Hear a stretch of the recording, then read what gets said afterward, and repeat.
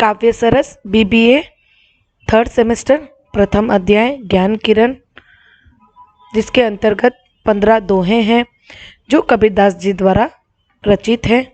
कबीरदास जी का जीवन परिचय कुछ इस प्रकार है। भक्ति काल के निर्गुण धारा के कवि थे। इनका जन्म 1398 में काशी में हुआ था। माना जाता है कि इनका जन्म एक विधवा ब्राह्मणी के गर्भ से हुआ था, पर इनका पालन पोषण नेहरू और नीमा मुसलमान दंपति ने किया था। इनके गुरु श्री रामानंद जी थे। उनकी वाणी में पोथी का ज्ञान ही नहीं अपितु आत्मानुभव की प्रेरणा है। परस्पर मतभेदों को त्याग कर एक दूसरे को प्रेम करने का मार्ग को बतलाया है। साथ ही ज्ञान की सीढ़ी द्वारा भगवान को पाने की राह भी दिखलाई। आचार्य हजारी प्रसाद द्विवेदी जी ने कबीरदास जी को वाणी का डिटेक्टर कहा है, तो यह कोई अतिशयोक्ति नहीं है।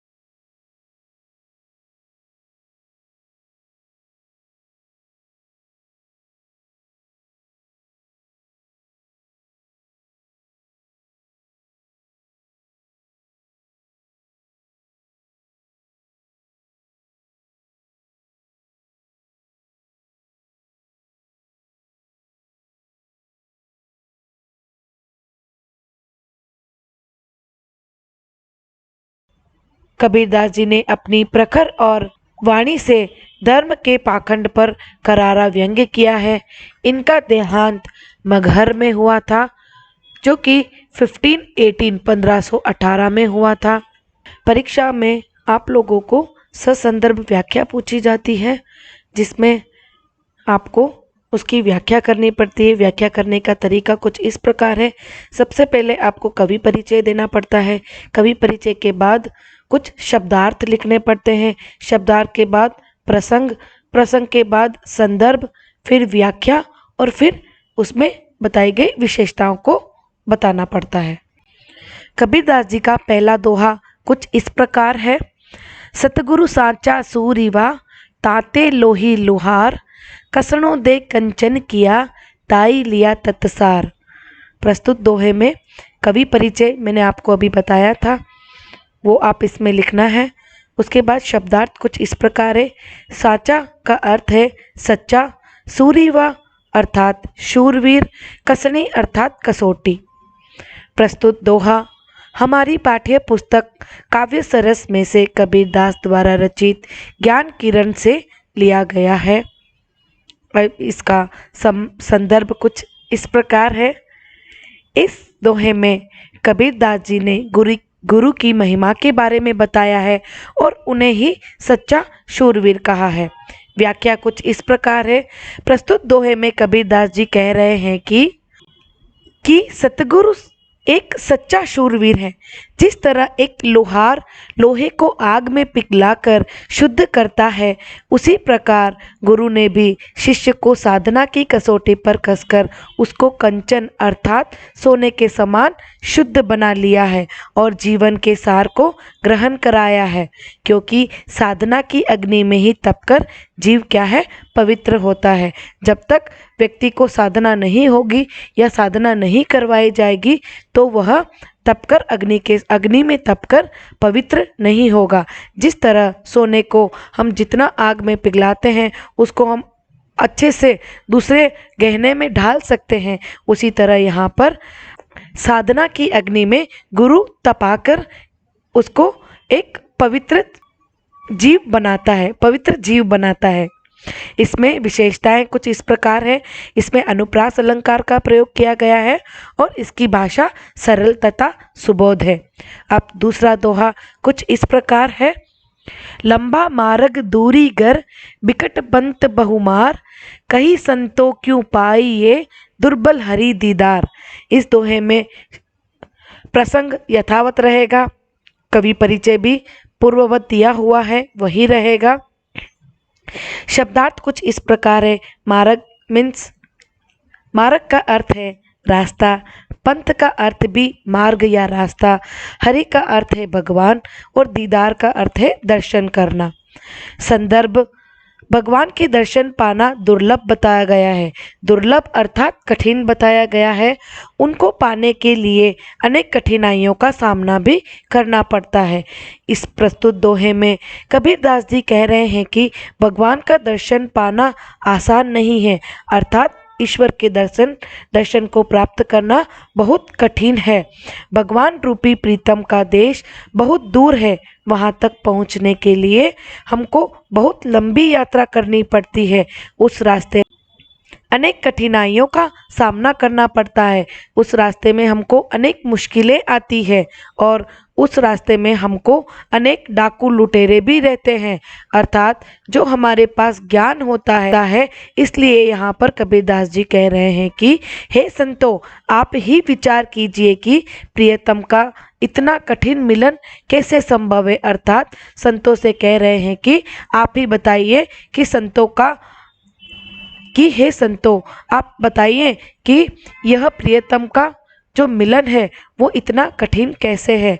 इसमें विशेषता कुछ इस प्रकार है कि भगवान के दर्शन को दुर्लभ बताया गया है। दूसरी विशेषता है ईश्वर के साक्षात्कार में अनेक बाधाओं का सामना करना पड़ता है। तीसरा दोहा, आशा एक जुराम की दूजी आस निराश, पानी माहे घर करे ते भी मरे पियास। कवि परिचय और प्रसंग यथापूर्वत जो पहले लिखा है वही रहेगा। शब्दार्थ कुछ इस प्रकार है। आशा का अर्थ है आशा, दूजी दूसरी, पानी पानी, माहे अंदर, पियास मतलब प्यासा। संदर्भ मन की शांति सांसारिक इच्छाओं से नहीं बल्कि ईश्वर में आस्था रखने से मिलती। प्रस्तुत दोहे में कबीरदास जी कह रहे हैं कि सांसारिक इच्छाएं कभी भी हमारे मन को शांति नहीं दे सकती। सच्ची आशा एक सिर्फ राम की ही है, बाकी सभी आशाएं व्यर्थ है, क्योंकि वे सभी को निराश कर देती है। अर्थात जो लोग ईश्वर को छोड़कर किसी और की आशाएं करते हैं वे इन सभी के बीच निराश होकर रहते हैं। कबीरदास जी ने ऐसे लोगों को उन जीवों के समान बताया है जिन्हें पानी में रहकर भी प्यासा मरना पड़ता है। इसकी विशेषता है इस दोहे में विरोधाभास अलंकार का प्रयोग किया गया है। चौथा दोहा इस प्रकार है। काया मंजन क्या करे कपड़ दोईम दोई, उजल हुआ न छूटिए सुख निंदड़ी न सोई। इस दोहे में शब्दार्थ काया अर्थात शरीर, मंजन अर्थात मांजना साफ करना या स्नान करना भी बोल सकते हैं, कपड़ कपड़े, उजल अर्थात साफ करना क्लीन करना, नींदड़ी अर्थात नींद। संदर्भ कुछ इस प्रकार है। मन की शुद्धता को ही वास्तविक शुद्धता कहा है, बाहरी शुद्धता को व्यर्थ बताया है। व्याख्या अर्थात अर्थ।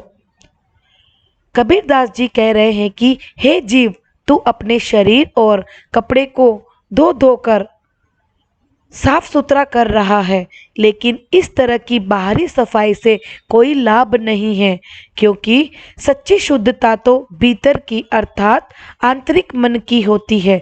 तू बेफिक्र होकर मत सो, बल्कि अपने मन की शुद्धि का प्रयास करता रह, क्योंकि आंतरिक पवित्रता के बिना मुक्ति नहीं होती है। यहाँ पर कबीरदास जी ने मन की शुद्धता को वास्तविकता माना है। विशेषता बाहरी सफाई की तुलना में आंतरिक शुद्धता को महत्वपूर्ण माना है। पांचवा दोहा, कबीर नाव झरझरी कूड़े खेवण हार, हल्के हल्के तिरी गए बूढ़े तिनी सिर भार। इस दोहे में शब्दार्थ जर्जरी अर्थात टूटी फूटी, पुरानी, जो पूरी तरीके से लगभग टूट चुकी है। कूड़े अर्थात कचरा, रद्दी। खेवड़हार अर्थात चलाने वाला, यहाँ पर खेवड़हार नाव चलाने वाले के लिए बताया गया है। संदर्भ पुण्यात्मा ही संसार रूपी सागर को पार कर सकती है। व्याख्या अर्थात अर्थ कुछ इस प्रकार है। प्रस्तुत दोहे में कबीरदास जी ने कहा है कि जीवन रूपी जो नाव है वह जर्जर अवस्था में है, अर्थात पूरी तरीके से टूटी फूटी, कहा जा सकता है कि बहुत पुरानी है। और उसको जो चलाने वाला हमारा मन है उसको बेकार अर्थात मूर्ख कहा है, क्योंकि जिनके ऊपर कोई कर्मों का भार नहीं है वे तो संसार को पार कर जाते हैं, और जिनके सर पर कर्मों का किसी प्रकार का बोझ है वे भवसागर में ही डूब जाते हैं, अर्थात सांसारिक होकर रह जाते हैं और इसी में उलझ कर रह जाते हैं। पर जो इनसे मुक्त है वे पूरी तरह से हल्के होते हैं और इस भवसागर को पार कर जाते हैं। विशेषताएं, कर्मों के भार को कम करने के लिए कहा है जिससे कि वह भवसागर को पार कर सके।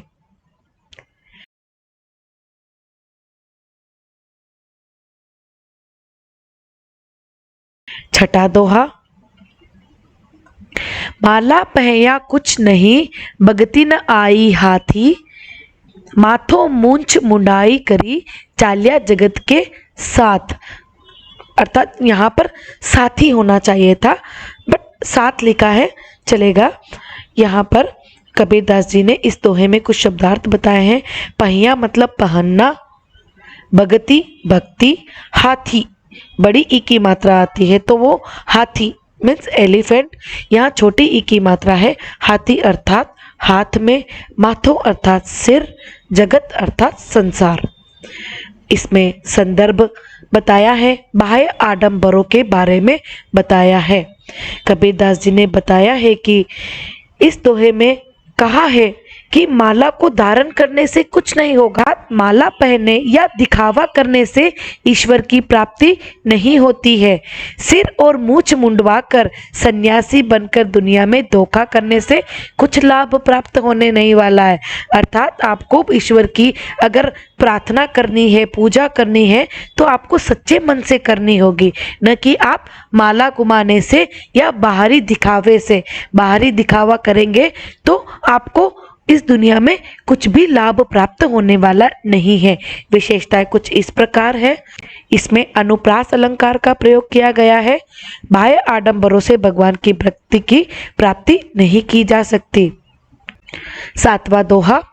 कबीर तन पंछी बया, जहां मन तहां उड़ी जाई, जो जैसी संगति करे सो तैसे फल खाई।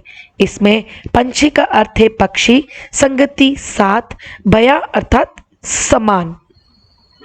संगति के असर के बारे में बताया गया है। संदर्भ है इसका। व्याख्या है, प्रस्तुत दोहे में कबीरदास जी ने कहा है कि यह शरीर एक पंछी की तरह है जिसका मन जहां चाहता है वहीं चला जाता है, अर्थात मन रूपी पक्षी पर किसी प्रकार का रोक टोक, किसी प्रकार का बंधन नहीं है।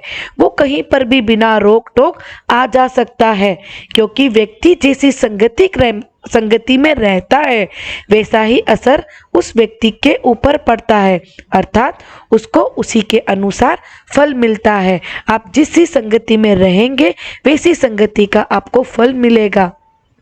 विशेषताएं, संगति का असर व्यक्ति पर प्रभाव पड़ता है। मन को पक्षी की उपमा दी गई है। आठवां दोहा कुछ इस प्रकार है। कबीर संगति साध की, कदे न निर्फल होई, चंदन होसी बावना, नींब न कहसी कोई।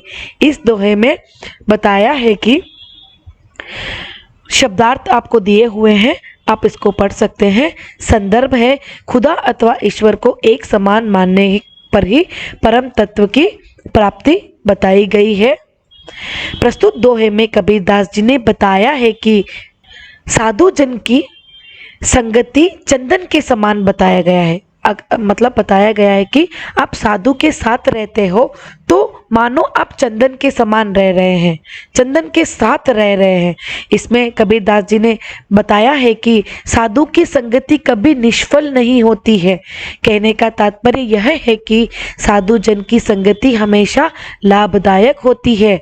इसी संदर्भ में कहा है कि चंदन हमेशा ही श्रेष्ठ रहता है, उसकी सुगंध हमेशा फैलती ही रहती है।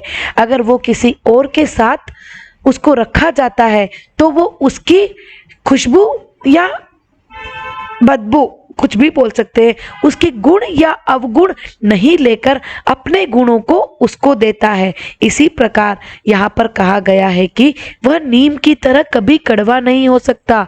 चंदन को आप अगर नीम के साथ भी रखोगे तो नीम की तरह वो कड़वा नहीं होगा, अपितु क्या होगा, वह चंदन अपनी खुशबू उस नीम को दे देगा। यहाँ पर विशेषता कुछ इस प्रकार है, साधु जन की संगति को श्रेष्ठ बताया गया है। कुछ इस प्रकार है, हिंदू मुए राम कही मुसलमान खुदाई, कहे कबीर सो जीवता दोह में कदे न जाई।